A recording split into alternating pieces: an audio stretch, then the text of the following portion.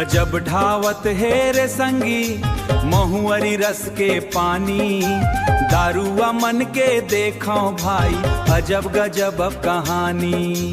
गजब ढावत है रे संगी महुअरी रस के पानी, दारुआ मन के देखो भाई अजब गजब कहानी।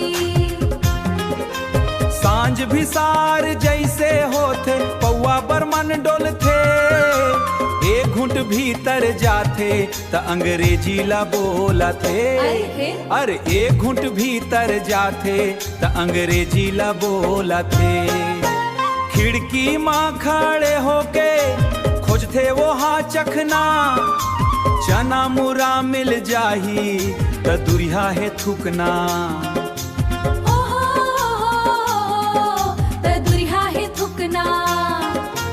गलखोर मारेंगे थे ऐसे जैसे राजा आवे, नाली में गिर जाही तब हो सूरज के सपना पावे। नाली में गिर जाही तब हो सूरज के सपना पावे।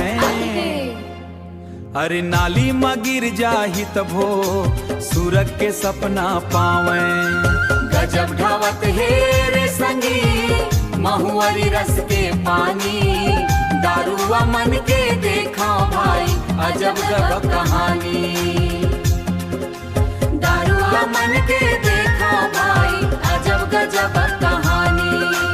दारुआ मन के देखा भाई अजब गजब कहानी। घर में पहुँच ही जब वो हा नोनी बाबू डर पे, बहनी दुलरिंदाई वो कर बेलन धर के तर पे। दारू ला छोड़ दूहूं बिहान होते ता फेर, भट्टी खत्ती हूँ मुँहा भट्टी कोती मुँह। अरे बिहान होते फिर भट्टी कोती मुँह, दारुआ मन के देखो भाई अजब गजब कहानी। दारुआ मन के देखो भाई अजब गजब कहानी। महुअरी रस के पानी रे हंस के कट जाही जिंदगी, ये मयारू छत्तीसगढ़ी बानी रे।